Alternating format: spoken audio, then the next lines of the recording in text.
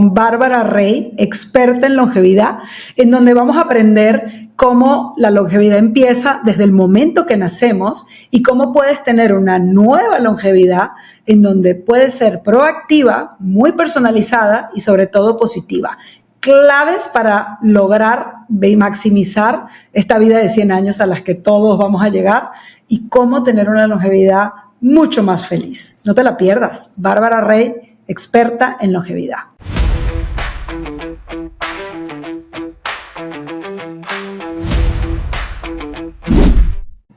Hola, buenos días o buenas tardes o buenas noches, donde quiera que estén y de donde nos estén escuchando. Estoy nuevamente aquí con ustedes en un capítulo más de Creer para Crecer, en donde estoy feliz hoy de tener a esta mujer Bárbara, que es súper inspiradora y que tiene una historia y unos conceptos de vida que a mí me han transformado en mi manera de pensar en el futuro, en mi manera de pensar en esta segunda etapa de la vida, y que hoy quiero compartir con ustedes porque no solo es un referente en longevidad, y la voy a dejar que se presente, sino que también como mujer ha superado transiciones, ha creído, ha crecido, y hoy quiero compartir este episodio con todos ustedes. Bárbara, bienvenida.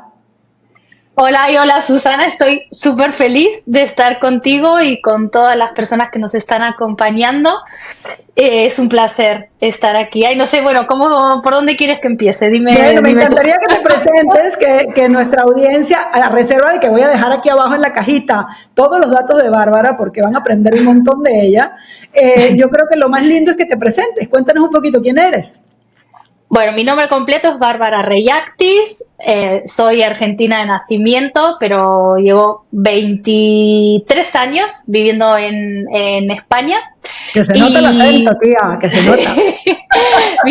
Vivo en Madrid, tengo 50 años y me dedico de forma full time a una consultora que se llama Longevity Initiatives, especializada en longevidad. Así que a partir de ahí ya tenemos todo para hablar.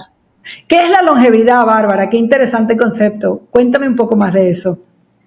Mira, longevidad viene de longevita, que quiere decir larga vida o vida larga, y es ya considerada una de las grandes macrotendencias a nivel mundial, que, como digo yo, es el gran elefante en la sala, ¿no? Porque de manera general ya estamos acostumbrados a entender la importancia de cuidar el planeta, temas de sostenibilidad, cambio climático, la diversidad de género, el tema de las mujeres, el feminismo, etcétera. Pero la longevidad es algo que impacta a todos los seres humanos a nivel mundial y que todavía no está lo suficientemente abordado, y lo poco que está abordado no está hecho con el tono o con el sentido que se debería abordar. Entonces es un tema apasionante para mí. Qué interesante. Y cuéntame un poco, porque tiene muchas aristas, ¿no? Pero cuéntame un poco de las aristas que tiene la longevidad y en dónde te estás enfocando. Porque tú me dijiste a mí una vez que voy a vivir 94 años según los promedios de las mujeres de mi edad. Me parece muy interesante eso. Cuéntame más. Sí. Bueno, hay muchas aristas, cosas muy importantes a nivel general. La longevidad, o la llamada, mejor dicho, nueva longevidad. Y ahora voy a explicar un poquito más hacia dónde evoluciona la nueva longevidad. La longevidad al final es una esperanza de vida mucho más larga de la que nosotros como seres humanos estamos seteados. La típica pregunta de ¿cuántos años vas a vivir? Prácticamente nadie, claro, ahora nosotros lo sabemos, pero prácticamente nadie es capaz de verbalizar la cantidad aproximada de años totales que va a vivir. Entonces, este es la primera ficha que le cae a la gente, sobre todo a la gente joven, ¿no? Porque la percepción de vejez y de mortalidad totalmente distorsionada. Entonces, hay como 4 cosas que para mí son las principales de la nueva longevidad, y cada una tiene sus retos y sus oportunidades. La primera es un poco lo que tú decías, que es que la longevidad, la esperanza de vida, no es algo fijo o anclado, sino que la esperanza de vida va todavía en aumento, crece cada vez más, a razón de 2 meses más de esperanza de vida por cada año natural que transcurre. Esto quiere decir que la humanidad se va dirigiendo, por un lado, hacia el límite máximo de esperanza de vida natural del ser humano, que está en unos 120 años, y que todavía hay una curva incremental de lo que se llama hiperlongevidad, que son los centenarios y los supercentenarios. Esto nuestra mente no está preparada para decir cómo voy a hacer para vivir 100 años, pero tú y yo, nuestra esperanza de vida proyectada está ya en 94 o 95 años y sumando 2 meses más por cada año que vivamos. Tú vete interrumpiéndome, este es el primero, la hiperlongevidad. El segundo punto es, en contrapartida a esta hiperlongevidad, insisto, que se va dando en todos los continentes, porque antes la longevidad era algo que estaba reservado a los países más desarrollados o más avanzados. Los países que estaban en vías de desarrollo, su esperanza de vida era muy, muy bajita. Pero ya todos están confluyendo y todos están creciendo de forma más acompasada. El segundo punto que marca la nueva longevidad es la disminución radical en las tasas de natalidad a nivel mundial. Claro. ¿Qué pasa cuando hay más muertes que nacimientos?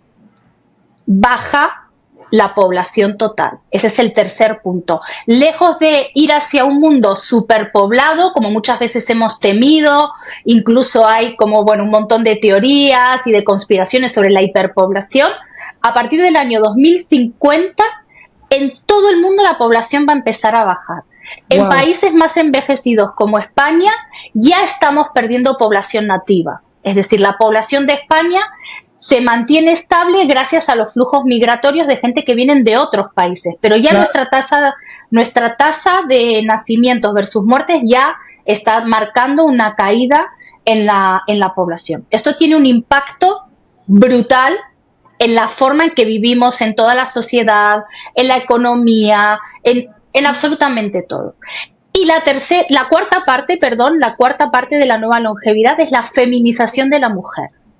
Y esto ya es mind-blowing, porque la vejez tiene cara de mujer, por todas las características que tenemos las mujeres, entre ellas, sobre todo, que vivimos más que los hombres, llegado un punto de evolución, es decir, cuando empezamos a cumplir 50 años, a partir de los 50 años empieza a haber cada vez más mujeres y cada vez menos hombres.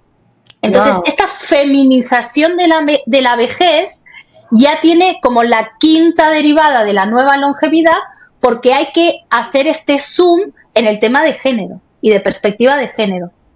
Qué interesante tema, y sobre todo porque cuando tú piensas en eso y piensas también en la menopausia, o sea, son temas que ahora se empiezan a hablar, pero el otro día me decía un amigo, oye Susi, ¿tú crees que mi mamá que tiene 63 años pueda aplicar un trabajo remoto?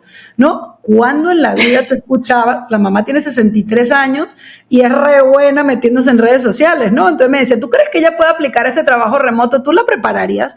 Y yo digo, claro que puede, ¿no? O sea, pero es bien interesante ver a gente de esa edad ya pensando en, pues, cómo me siento útil, porque también es bien interesante cómo las mujeres vivimos más, como dices, cómo tienes cambios hormonales, cómo toda tu vida cambia, también el hombre, pero tal vez, o sea, es bien interesante cómo el concepto aplica en esta parte de feminización de la vejez, ¿no? Sí, ahí bueno, de hecho, tenemos un taller, como en Flora Proverbio, tenemos un taller exclusivamente para hablar de longevidad femenina, porque era un poco lo que tú decías. En el caso de las mujeres, las hormonas, en el momento de la transición de la menopausia, generan unas alteraciones y unos cambios que los hombres no los sufren de forma tan marcada. Entonces, para muchas mujeres, sí que la menopausia es un punto de inflexión en su vida, en su salud,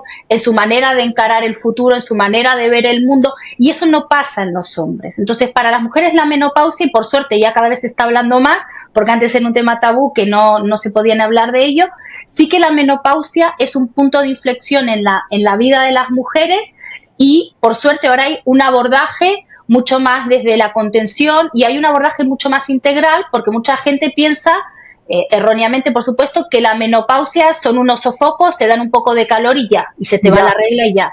No, la menopausia es un tema muy, muy profundo que impacta a nivel mental, emocional, físico, social, etcétera. Y a partir de ahí, la vida de la mayoría de las mujeres hace un cambio. Y ahí es como enfrentan el resto de su longevidad.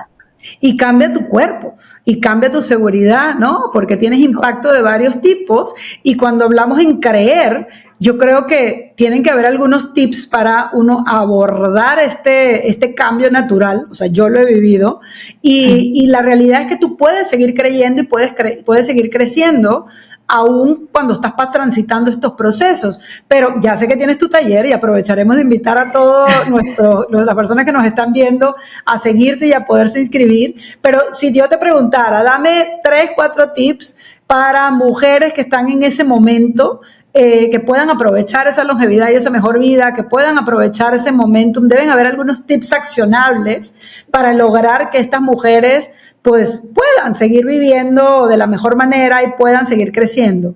¿Qué les dirías? Sí, totalmente. Bueno, y esto lo hablo desde mi área de estudio, desde vivirlo en primera persona, ¿no? También. Lo primero es informarse. Hay que informarse. Claro. Yo hablo con un montón de mujeres que no son capaces de relacionar que eso que les está pasando se debe a la menopausia. Hay mujeres que creen que se han vuelto locas. Hay mujeres que creen que se han vuelto tontas. Hay mujeres que creen que han perdido su capacidad de controlarse frente a la comida y que son un fracaso, que ya no tienen disciplina. Hay mujeres que dejan su puesto de trabajo porque no soportan esa sintomatología, no soportan una cosa que se llama mental fog, que es muy típica de la menopausia, claro. Que es que te olvidas las cosas, que estás más espesa. Eso se debe a la menopausia. Hay muchas mujeres que, de verdad, lo primero, informarse y entender qué abarca todo el proceso de menopausia y, por supuesto, poder relacionar esas cosas que te pasan con la menopausia. Lo segundo es saber que es algo temporal. La menopausia es un proceso. Muchos lo relacionan con el embarazo, ¿no? Porque el embarazo también te pasan un montón de cosas. Bueno, el embarazo termina, la menopausia también termina, con lo cual es una etapa de la vida que se supera.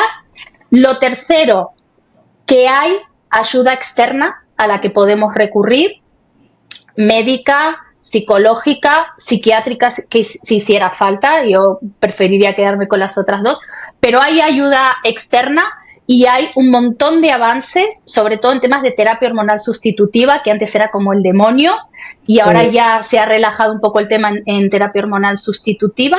Y cuarto, que es la mejor época de tu vida para replantearte cómo quieres encarar tu futuro, para reinventarte, para empezar nuevos proyectos, para hacer cambios, para ilusionarte, para viajar, para aprender. Es decir, es una etapa de transición tan fuerte que si te preparas bien y te armas bien, de ahí para adelante las décadas que tienes por delante pueden ser espectaculares.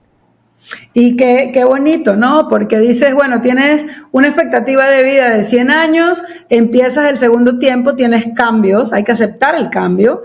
Me encanta lo que dices porque informarte es importante, pero también es importante tomar acción, ¿no? ¿Cómo lo encaro? ¿Qué planes tomo? ¿Cómo acepto lo que me está pasando y cómo lo abordo?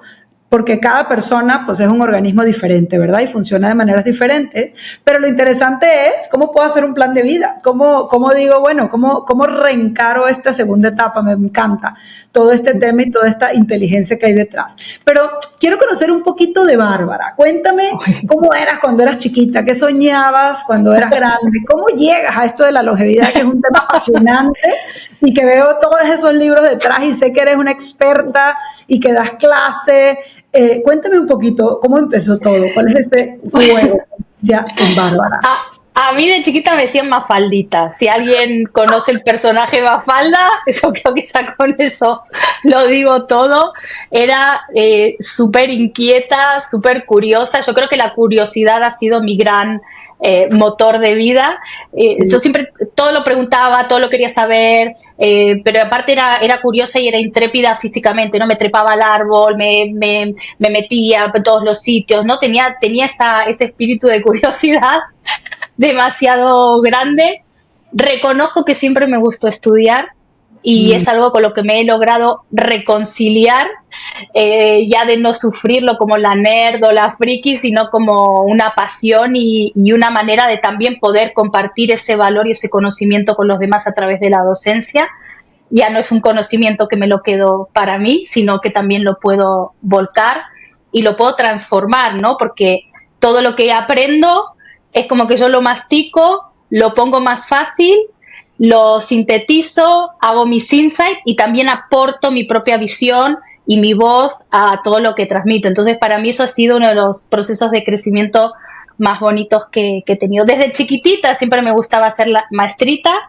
Siempre me encantaba la pizarra, apuntar, dar clases. Mis compañeros venían a mi casa cuando tenían que recuperar exámenes, venían a mi casa a estudiar, yo les explicaba, les corregía. Siempre tuve esto muy innato y lo tuve bastante aplacado, relativamente aplacado durante toda mi etapa corporativa, aunque cuando yo trabajé en el mundo corporativo, 30 años, yo siempre daba los cursos de formación, los cursos de inducción, me preocupaba muchísimo por el desarrollo de mi equipo, hacer trasvase de know-how, es decir, todo esto de volcar el conocimiento, lejos de esa frase de información es poder.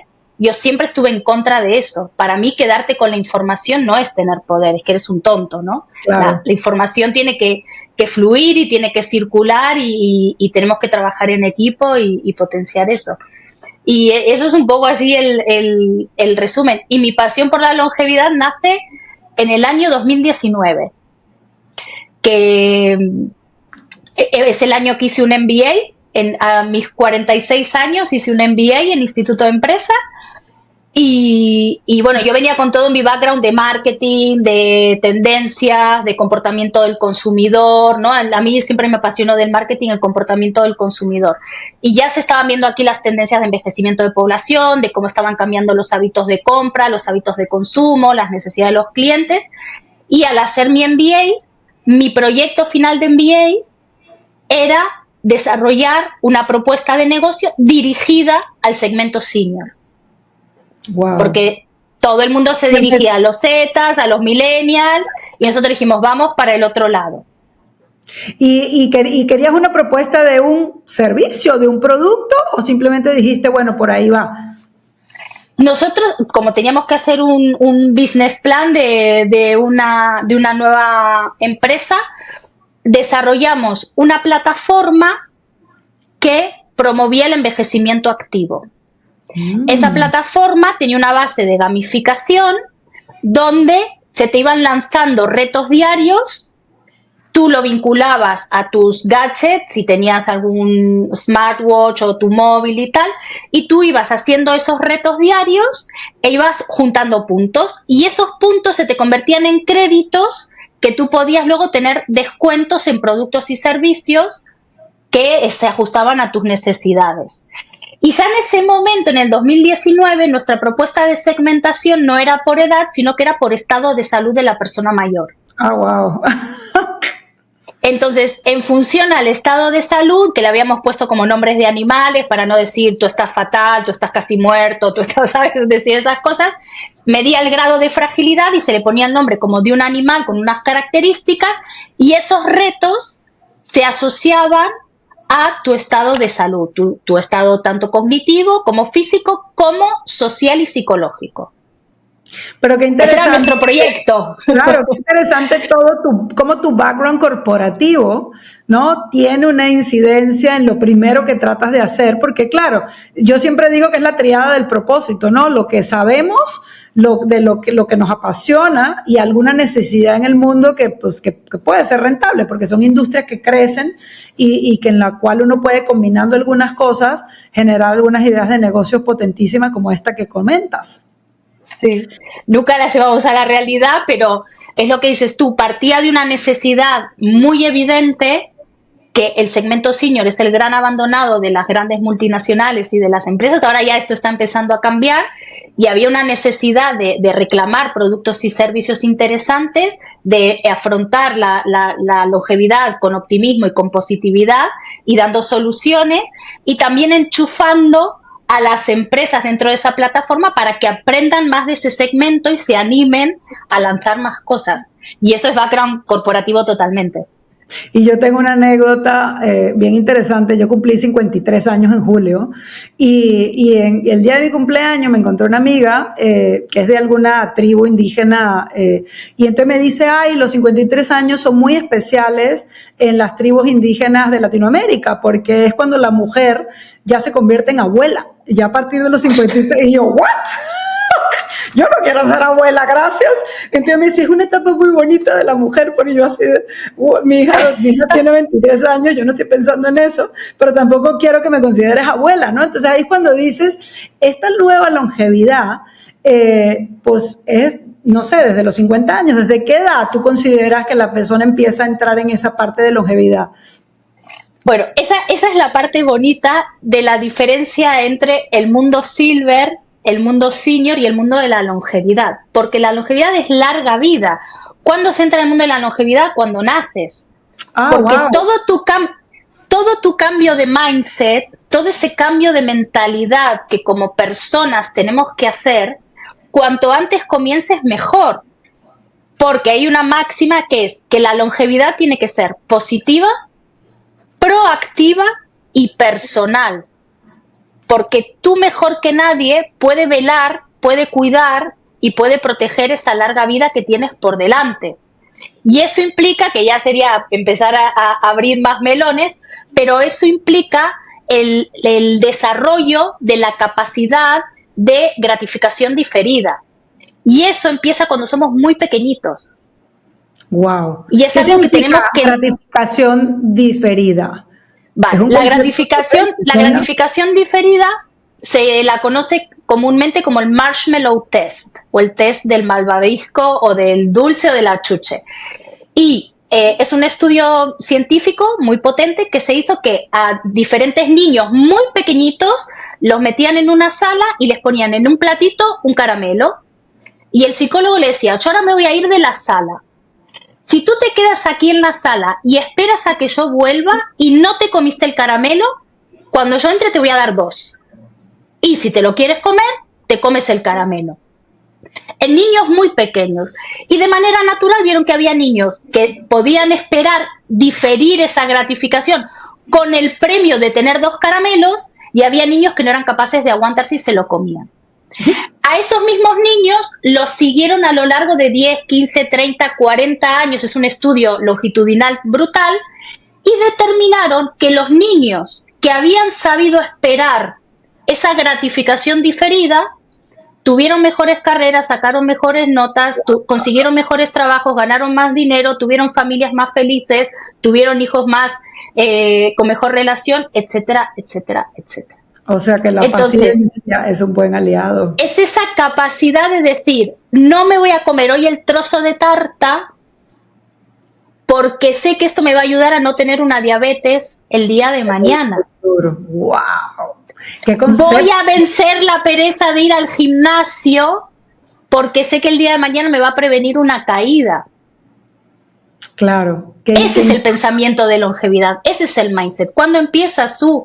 Desde pequeños. Porque hay que entrenarlo. Claro. Y es una belleza, porque lo que me estás diciendo es, bueno, esto tiene un cambio de vida, no solo en la gente senior, sino también en la juventud, ¿no? O sea, abarca un montón de población y ahora empiezas a ver gente de, bueno, ¿qué hacer para no caerte o qué hacer para estar más fuerte? Pero empieza desde niño.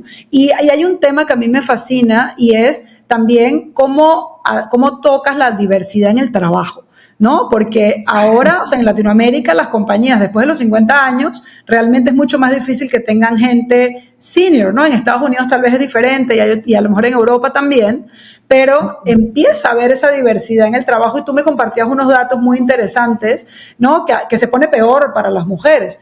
Háblame un poco de eso, de la diversidad en el trabajo y de tips para la gente que está en esta etapa para buscar opciones. Mira, en Europa no estamos mejor. En Europa, y por lo menos yo hablo sobre todo lo que conozco que es España, a partir de los 40 años ya empiezas a oler a podrido, ¿no? Como quien dice. Ya a los 40 años ya es como que ya algo pasa, ¿no? Entonces empieza esta espiral que te dejan de mandar a formaciones, dejan de invertir en ti en formaciones porque forman a gente más joven, te dejan de tener en cuenta para promociones, para desarrollos, etcétera, te dejan de llamar los headhunters. Yo eso lo viví en carne propia. A mí de llamarme headhunters todo el tiempo, de repente a partir de los 40 me dejaban de llamar los headhunters.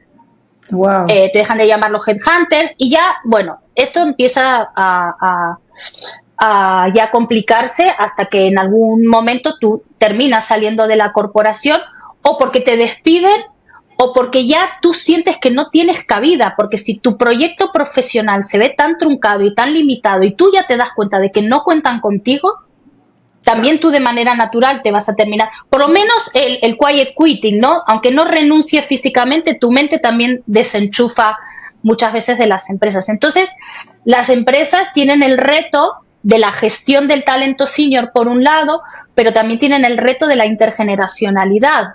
¿Por qué? Por un lado, estamos en la era de la diversidad y la inclusión y hay hasta 8 tipos de diversidad e inclusión, pero wow. Las empresas se quedan con 2 o 3.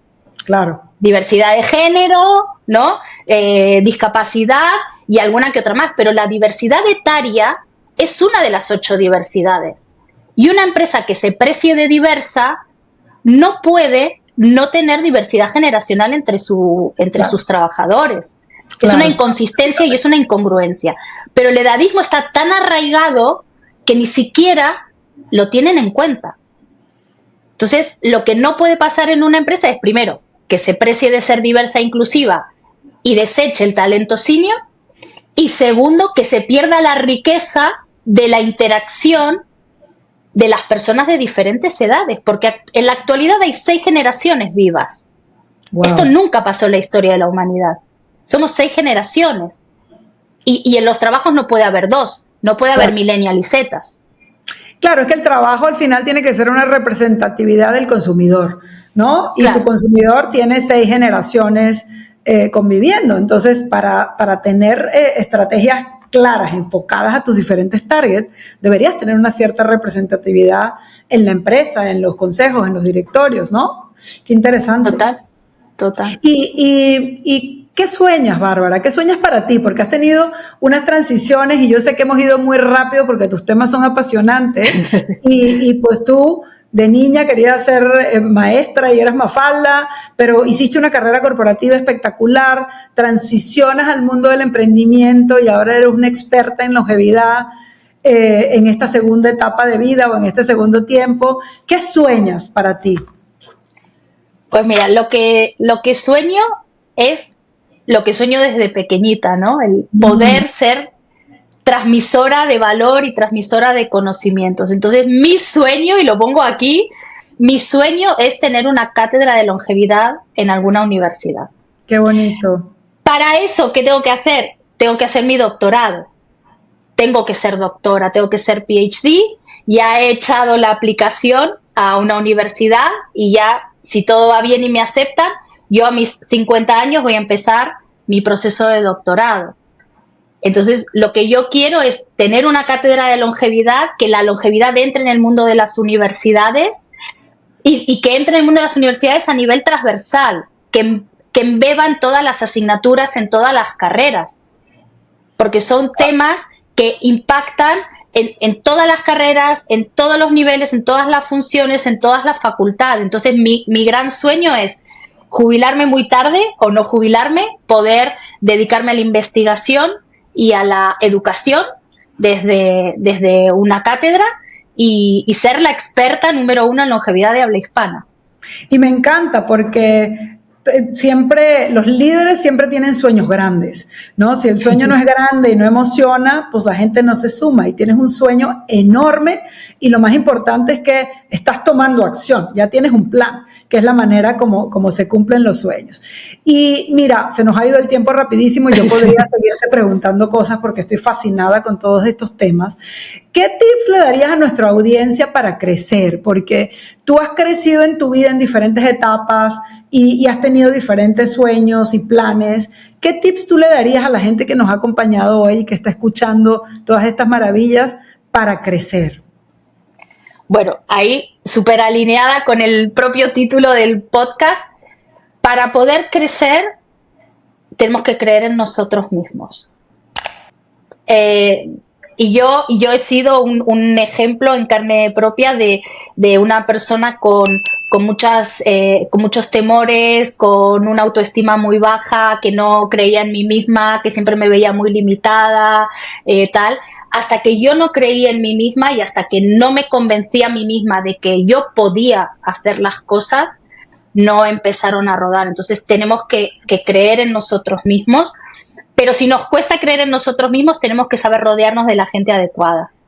Un coach, un mentor, una buena pareja, una buena amiga, una red de networking potente. Tenemos que estar acompañados, porque solos a veces, bueno, solos es mucho más difícil que acompañados, ¿no? Tener también esa humildad, esa sencillez de levantar la mano, de poder pedir ayuda y sobre todo trabajar el autoconocimiento, elegir muy bien hacia dónde queremos ir y ponernos a ello, ¿no? Y ponernos a ello y no decaer e ir más allá de la voluntad, ir más allá del entusiasmo, tener disciplina, pico y pala y cada día dar un pasito y cada día dar un pasito y esos pasitos se van a convertir en la maratón que nos van a llevar a nuestros sueños y a todos nuestros objetivos. Y no con paciencia, ¿no? Con paciencia, como decían que eran los niños del marshmallow, porque Roma no se construye en un día, ¿no? Y a mí me pasa, yo como ansia, soy ansiosa, ¿no? Y quiero tener todo rápido y de repente digo, bueno, construí 30 años de carrera y ahora estoy construyendo emprendimiento, pues necesitan tiempo y necesitan disciplina y hay que mantenerse en esa línea, ¿no? Qué buenos consejos, pues se nos fue la media hora volando, ha sido espectacular esta conversación y seguramente conversaremos más, pero quiero agradecerte, Bárbara, por tu generosidad hoy de compartir conocimiento de esta conversación tan hermosa. Gracias a todos los que nos acompañaron hasta acá. Dejamos todas las redes sociales de Bárbara para que puedan seguirla y puedan seguir aprendiendo de ella y de este tema tan apasionante como es la longevidad o la nueva longevidad. Y ¿quieres unas palabras de cierre, Bárbara? El consejo máximo es: envejecemos como vivimos y todo lo que hace tu yo presente tiene un impacto en tu yo futuro. Wow. Con lo cual, cuida tu presente para poder disfrutar mucho más de tu futuro. Uy, con eso nos despedimos. Muchísimas gracias, Bárbara. Un abrazo muy grande y pues los espero en el siguiente capítulo, que como siempre voy a seguir entrevistando gente súper interesante que me inspira y que ojalá logre tocar sus corazones. Adiós. Adiós.